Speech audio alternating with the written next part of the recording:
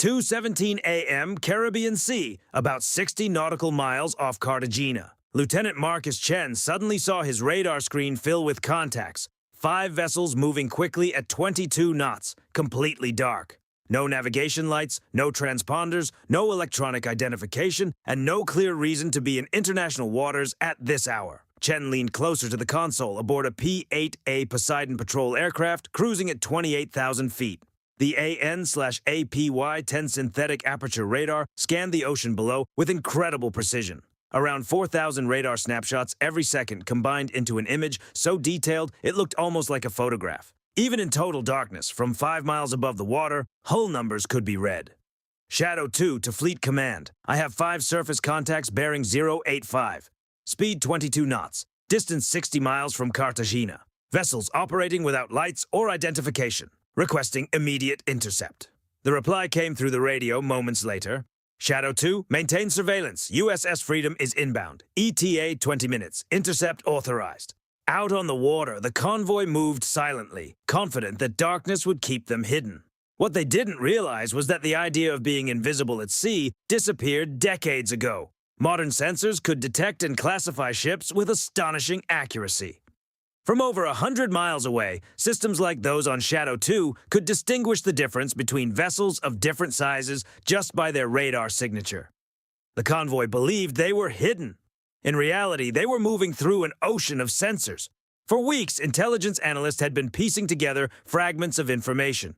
Venezuelan and Mexican criminal groups were reportedly cooperating. Los Centinelas joining forces with the Gulf Syndicate. The shipment was massive. Roughly 5 tons of synthetic narcotics with an estimated street value approaching $30 billion. This wasn't a typical smuggling run. Investigators believed the vessels carried mobile chemical labs capable of producing fresh batches every few hours while staying in international waters. If you enjoy detailed breakdowns of modern military operations like this, consider subscribing to the channel. Your support helps bring more real-world tactical stories and analysis to light. Meanwhile, the USS Freedom cut across the waves at 42 knots, its water jet propulsion throwing white spray into the night. Inside the Combat Information Center, Commander Sarah Mitchell monitored the tactical display as new data streamed in through encrypted Link 16 networks. The Freedom-class littoral combat ship had been designed exactly for missions like this, rapid response in complex coastal environments. Its combat system processed targeting data from the aircraft overhead. On the screen, 5 contacts appeared with precise position, speed, course, and even thermal activity detected above their decks. 2 MH-60R Seahawk helicopters were already preparing for launch. Rotors spinning, engines warming. Each aircraft carried a full crew, M240 machine guns, and AGM-114 Hellfire missiles. High above the area, at roughly 6,000 meters, an MQ-9 Reaper drone circled silently, transmitting infrared video to operators monitoring the situation from Florida. The drone carried 6 Hellfire missiles of its own, capable of striking precise targets if necessary. Intelligence reports confirmed something unusual. The 5 disguised cargo vessels were believed to contain mobile synthesis equipment, floating production facilities capable of manufacturing synthetic drugs in the middle of the ocean. The technology involved was advanced. Lithium power systems, industrial reactors, specialized chemical equipment. Gear that typically required serious funding and logistical support. The convoy had clearly planned the operation carefully. Humanitarian flags flew from the ships. Documentation appeared legitimate. Their route blended with normal shipping lanes. They had studied patrol patterns, looked for gaps, and timed their movement with precision. It was a clever plan. But one assumption proved critical. They believed geography and darkness would keep them safe. That idea worked centuries ago when sailors navigated by the stars and information traveled only as fast as ships could sail. Modern surveillance systems changed the equation completely. Synthetic aperture radar, satellite networks, drones, and aircraft could observe vast stretches of ocean in near real time. Commander Mitchell continued studying the tactical picture. Thermal imaging suggested roughly 70 armed personnel across the 5 vessels. Weapons included AK-103 rifles, PKM machine guns, and RPG-7 launchers. Some of the fighters were reportedly former Venezuelan special forces who had moved into private operations. The vessels were arranged in a crescent formation, creating overlapping fields of observation and defense. It was solid tactical positioning. But against modern surveillance technology, darkness itself had become almost irrelevant. The USS Freedom carried a 57mm Mark 110 naval gun capable of engaging targets up to 9 miles away. Rolling airframe missiles provided additional defensive layers, while Mark 44 Bushmaster cannons handled close-range threats. However, the mission required more than firepower. The objective was to stop the convoy, capture the vessels, secure the cargo, and gather intelligence that could expose a much larger network operating across multiple countries. Mitchell looked around the command center, then gave the order. "Launch Seahawks. Weapons free on my command." The helicopters lifted into the humid night air, rotors cutting through the darkness. Above them, the Reaper drone shifted its orbit slightly, adjusting for the best engagement angle. The trap had 3 layers. Shadow 2 watched everything from high altitude. The Reaper provided long-range precision. The Seahawks moved in close for support, while the USS Freedom coordinated the entire operation through encrypted data networks, updating faster than any human could process. Out on the water, the convoy held its formation, calm, confident, completely unaware. 4 separate weapon systems were now tracking every movement, calculating firing solutions in real time. They believed they were the hunters. They didn't realize they were already inside the engagement zone. 3:23 a.m. sharp. Mitchell's voice cut through the command center. "All units, commence Operation Iron Tide." Moments later, Freedom's loudspeakers echoed across the dark water in Spanish. "Stop your vessels immediately. Prepare to be boarded. This is your only warning." The response came instantly. Dozens of automatic weapons opened fire at the same time. Muzzle flashes burst across the water. Tracer rounds streaked through the night like glowing comets. The once dark sea suddenly flashed with constant bursts of gunfire. The possibility of a peaceful surrender had been estimated at 97%. The remaining 3% had always been optimism. Now it was gone. The Seahawks banked sharply, pulling tight turns. Door gunners answered the fire with M240 machine guns. The 2 helicopters worked together, one suppressing hostile fire while the other repositioned. A classic fire and maneuver approach. Below them, the USS Freedom joined the fight. The Mark 110 57mm gun thundered to life, firing up to 220 rounds per minute. Each shell raced toward its target at more than twice the speed of sound. The strikes were precise. One shell slammed into a machine gun position on deck. The muzzle flash had barely appeared before the round arrived. The position vanished in a bright burst. On the lead vessel, the captain pushed the engines hard, trying to escape north at 24 knots.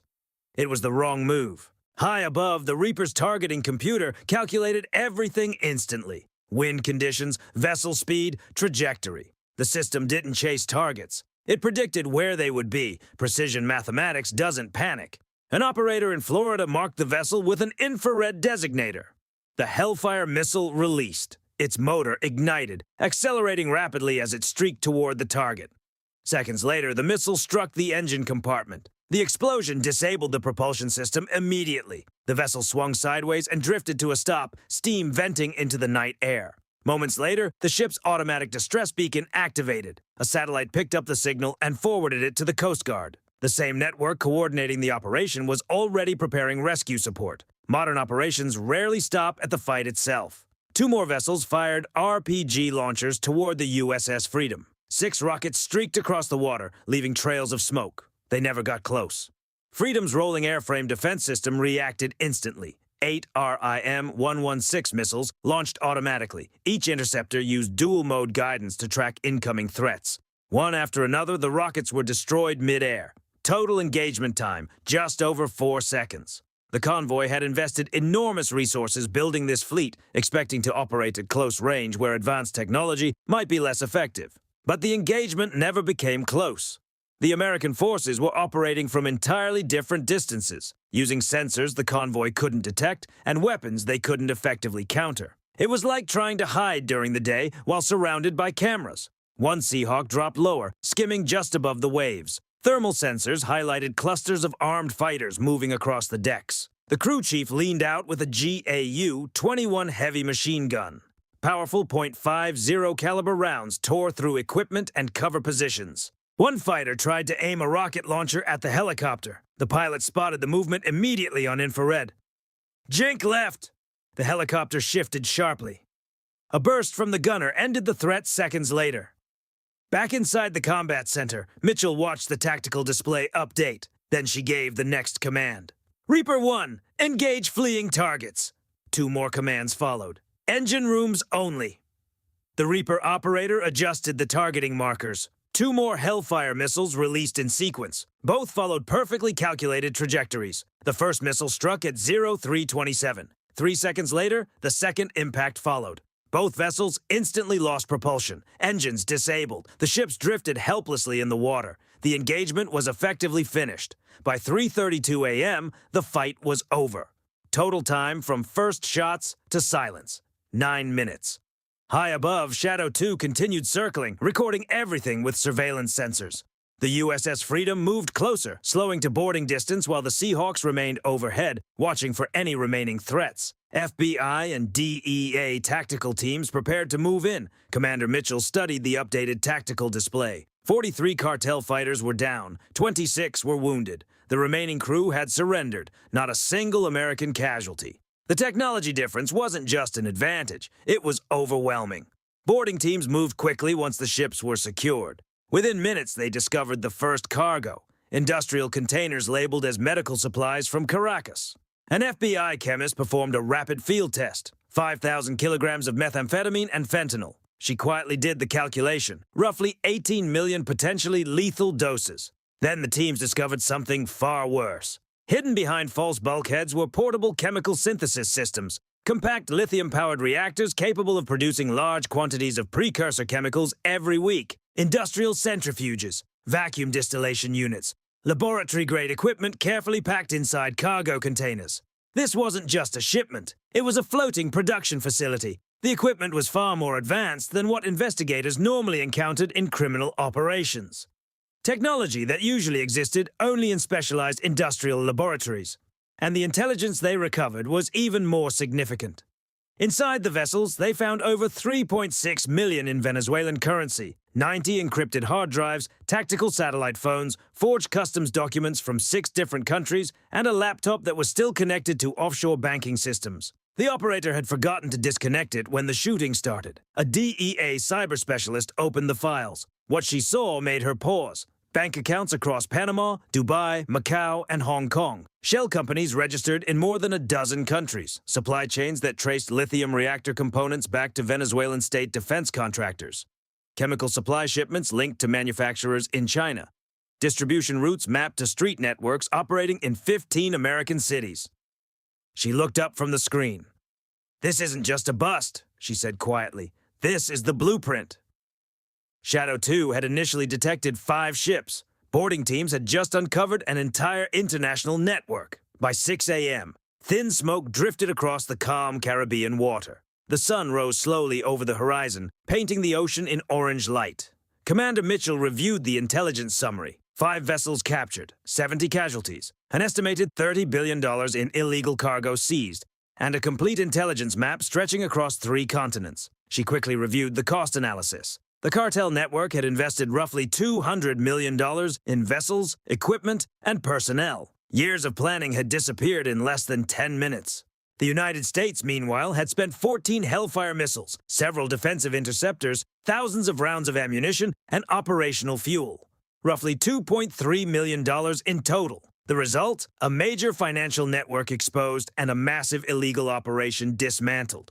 The numbers spoke for themselves. Mitchell opened an encrypted communications channel. Freedom actual to Southcom. Operation Iron Tide complete. 5 vessels secured, 0 friendly casualties, significant intelligence recovered.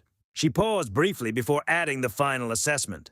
This operation revealed a large-scale, state-supported narcotics production system operating in international waters. Encrypted ledgers connected the money to Venezuelan government-linked accounts. Serial numbers on the lithium reactors matched contracts issued to Chinese defense manufacturers. Several pieces of equipment used restricted technology normally controlled under international chemical safety conventions. What the cartels believed was a simple shipment turned out to be something far larger. They thought they had lost 5 ships. In reality, they had lost the entire network that made those ships possible. Modern naval operations are rarely about who fires first. They're about who sees first, who processes information faster, and who can apply precision force from distances their opponent never even realizes exist. AP-8, a Poseidon patrol aircraft, can monitor vast areas of ocean using advanced sensors and the AN/APY-10 radar, capable of producing high-resolution images of surface targets and identifying vessels over large distances. Meanwhile, ships like the Freedom-class littoral combat ship combine high speed with layered defenses such as the 57mm Mark 110 gun, capable of firing up to 220 rounds per minute, and rolling airframe missile systems designed to intercept incoming threats automatically. In the air, drones and helicopters add thermal imaging, precision targeting, and real-time data sharing. Put together, the battlefield changes completely. Darkness no longer hides anything. Distance no longer guarantees safety. And sometimes a 9-minute operation can collapse an entire global network. Freedom coordinated the entire operation through encrypted networks, updating tactical data faster than any human could react. The cartel fighters came prepared for a close-range confrontation, rifles, rocket launchers, and fast boats powered by diesel engines. But they were stepping into a completely different kind of fight. Their opponents were operating with aircraft at altitude, drones feeding real-time video, ships moving at more than 40 knots, and missiles capable of striking at supersonic speed. It wasn't a contest of courage or numbers. It was a contest of systems. Rifles against sensor networks, diesel engines against gas turbines, rocket launchers against precision missiles traveling faster than sound. Physics doesn't negotiate. Technology doesn't hesitate. When one side can see everything, process information instantly, and respond with precision from long range, the outcome becomes predictable. Losses happen quickly. They become extremely expensive. And the result is often decisive. It's a bit like sitting at a poker table with someone who owns the casino, prints the cards, watches every move through cameras, and already knows your hand before you even pick it up. Winning might be technically possible, but the odds are not in your favor. If you found this breakdown interesting, consider subscribing and sharing the video. This channel focuses on explaining modern military operations with clear technical insight. Understanding how sensor fusion, network-centric warfare, and precision strike capabilities work is important, because future conflicts won't resemble the battles of the past. They will look more like this: fast, precise, overwhelming, and sometimes finished before one side fully realizes what just happened.